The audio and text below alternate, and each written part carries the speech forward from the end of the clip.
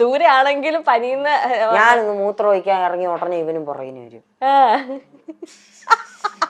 അതെന്താ അതിന്റെ ഒരു ഗുട്ടൻസ് എന്താ? അപ്പോഴായിരിക്കും ആലോചിക്കുന്നത് ശരിയാ മൂത്രം ഒഴിച്ചില്ലല്ലോ. അതുവരെ വെറുതെ വിട്ടേക്കുക. നിസ്സാരമായിട്ട് മൂത്രം ഒഴിക്കുന്നു. അല്ല ഞാൻ പറഞ്ഞത് ഇവൻ ജീവിതം അങ്ങനെ എന്തോ പറയാൻ വന്ന. ഇതിൽ ആരാ ഒരു 8 മിനിറ്റ് മുമ്പ് മൂത്തത് ആരാ? മൂത്തതാണ്. ഓക്കെ. അതിന്റെ വിലയില്ല. മൂത്തന്റെ വില എന്താ കൊടുക്കാത്ത? ഇവരാ ശരി ചേട്ടാന്ന് ചേട്ടാ അങ്ങനെ വിളിക്കുന്നത് ഇഷ്ടമില്ല. ഈ ചേച്ചിമാരുടെ കുട്ടികൾ നിങ്ങൾ എന്താ അച്ചാച്ചന്മാരെന്നാണോ? എടാ പോടാ. രസം അതായിരിക്കൂലേ രസം. നിങ്ങൾ കൂടുതലും വിളിക്കുന്നത്. അച്ചുവപ്പു. ദേശീയൊക്കെ ഞാൻ അങ്ങനെ വിളിക്കും. എന്തെങ്കിലും ആവശ്യം സാധിക്കാനുണ്ടെങ്കിൽ അമ്മാച്ചന്മാരെന്ന് വിളിക്കും. അമ്മാച്ചന്മാരെന്ന്. ഓക്കെ.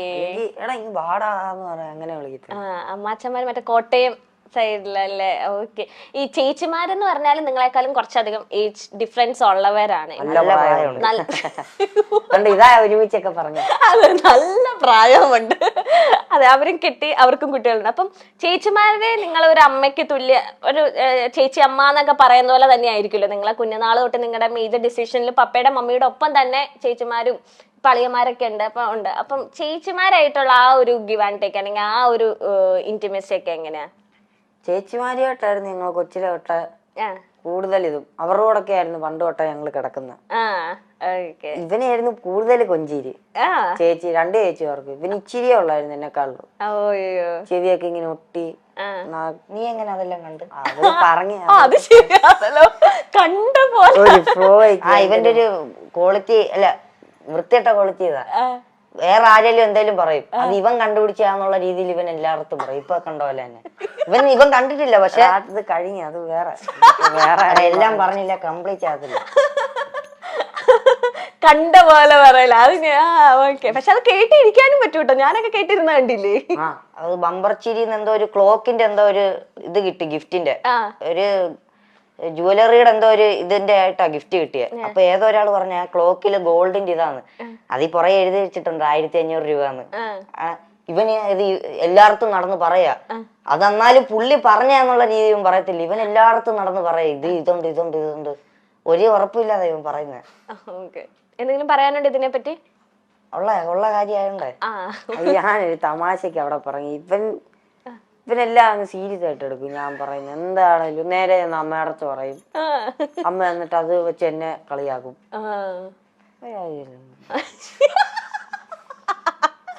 ഓക്കെ. നമ്മൾ പറഞ്ഞു തരുന്നത് ചേച്ചിമാരെ ഏറ്റവും കൂടുതൽ കൊഞ്ചിച്ചോണ്ടിരുന്ന കെവിനെ ആയിരുന്നു. 2 ചേച്ചിമാരും. അതെ. ചേച്ചിമാരുടെ സ്റ്റോറിയില് ഇവനെ പറ്റി പറഞ്ഞിട്ടില്ല. എന്നെ കൊഞ്ചിക്കൊക്കെ ചെയ്യും. ഇവൻ അടുത്ത് ചെല്ലാറില്ല. അങ്ങനല്ല കൊച്ചില് പറയാറുണ്ട് ഓടാ കിട്ടിയതാണ്. ഓടെ കിട്ടിയേ നിങ്ങൾ ഐഡന്റിക്കൽ ട്വിൻസ് അല്ലേ? അയ്യോ അപ്പൊ ഞാനും ഓടാണ്. നമുക്ക് ഇത് കഴിഞ്ഞിട്ടൊക്കെ ചോദിക്കാം നമുക്ക്. ഓക്കെ, കണ്ടിന്യൂ ചെയ്യട്ടെ. കൊച്ചിന് ഫ്ലോ കളയണ്ട. അതായത് ഇപ്പോഴും എന്തേലും വാങ്ങിക്കാനുണ്ടെ തന്നെ ഞങ്ങൾ ചേച്ചിമാരോടായിരിക്കും ചോദിക്കുന്നത് ഏത് വാങ്ങിക്കണം, ഏത് വേണം, ഇതിൽ ഏതാണ് വേണ്ടത്. ഇച്ചിരി കൂടെ അടുപ്പം ചേച്ചിമാരോടാ. ചേച്ചിമാര് ഭയങ്കര നിങ്ങൾക്ക് പറയുന്നതെല്ലാം ഇങ്ങനെ മേടിച്ചു തരുമോ ഇങ്ങനെ ഭയങ്കരമായിട്ട്? കാരണം 2 ചേച്ചിമാർക്ക് കിട്ടിയേക്കുന്ന 2 അനിയന്മാരാണല്ലോ. അപ്പൊ ഒരു ഫസ്റ്റ് ചൈൽഡ് പോലെ ആയിരിക്കുമല്ലോ അവർക്ക്. കല്യാണമൊക്കെ കഴിക്കുന്നതിന് മുന്നേ നിങ്ങളായിരിക്കുമല്ലോ അവരുടെ ഫസ്റ്റ് ചൈൽഡും കാര്യങ്ങളും. അപ്പൊ നിങ്ങൾ എന്ത് ചോദിച്ചാലും ആദ്യം ചേച്ചിമാര് സാധിച്ചു തരുമോ ആഗ്രഹങ്ങളൊക്കെ? കൂട്ടിന് നിൽക്കും ഞങ്ങളുടെ എല്ലാത്തിനും. ഞങ്ങൾ കൂടുതലും ആ സമയത്തൊക്കെ വെളിയിൽ പോണം, കറങ്ങാൻ പോണം എന്നൊക്കെ പറയാം. അപ്പൊ ഞങ്ങളെ കൂട്ടിക്കൊണ്ടവര് പോകും. കറങ്ങാനൊക്കെ ചേച്ചിമാരാണ് കൊണ്ടുപോകുന്നത്. ഇപ്പൊ ഒരു ചേച്ചി മൂത്ത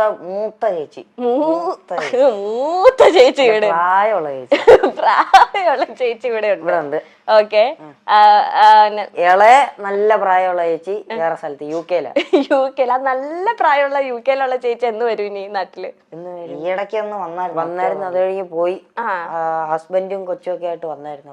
അവര് ഫാമിലി ആയിട്ട് UK സെറ്റിൽഡ് ആണ്. ഓക്കെ. അളിയന്മാരെങ്ങനെയുണ്ട്? അളിയന്മാരെങ്ങനെയുണ്ട്?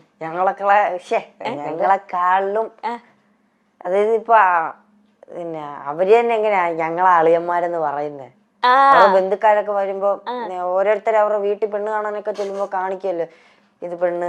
ഓരോരുത്തർ അവരുടെ വീട്ടിൽ പെണ്ണ് കാണുമ്പോ എന്തൊക്കെയാണ് ഈ പറയുന്നത്? അങ്ങനല്ല, അളിയൻ ചേച്ചിനെ കെട്ടി കഴിഞ്ഞല്ല, ഇനി അളിയൻ പെണ്ണ് കാണുന്നുണ്ടോ? അങ്ങനല്ല, പെണ്ണ് കാണാൻ വന്ന സമയത്ത് ഇങ്ങനെ എന്താ പരിചയപ്പെടുത്തുന്ന എന്താണ് സംഭവം ഉണ്ട്, ഇത് അമ്മായിയപ്പൻ ഇത് എനിക്ക് ഉറപ്പിച്ച സമയത്ത് ഞാൻ ഇപ്പൊ വെച്ച സാധനം അങ്ങനെ ഉണ്ട്. അപ്പോ പിന്നെ ഇതാരെന്ന് ചോദിക്കുമ്പോ അളിയന്മാരാന്ന് പറയാൻ അവർക്ക് എന്തോ ഒരു അഭിമാനം. പിന്നെ അല്ലേ ഞാൻ എന്തൊക്കെയാണ് ഈ പറയുന്നത്? അത് നിങ്ങൾ എന്തൊക്കെയായി പറയുന്നത്? മറ്റേ ഹാഷിർ പറയുന്നത് എന്തെങ്കിലും കൊച്ചു കേരളത്തിൽ നടക്കത്തോ?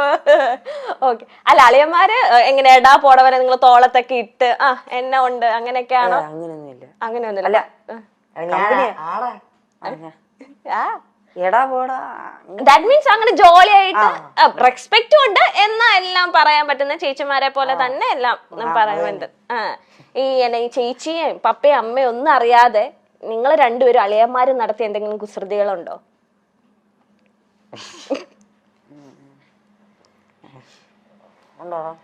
അങ്ങനെ ചോദിച്ചാ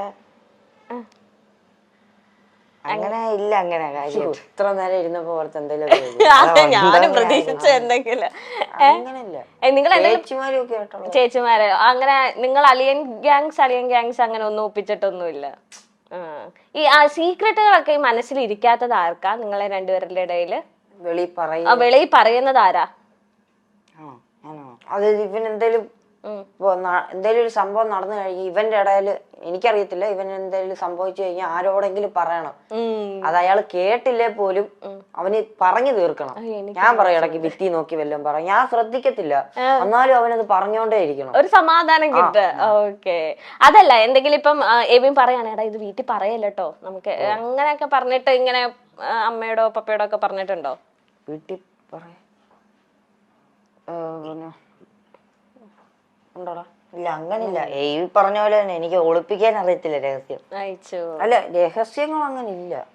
അതുകൊണ്ടാ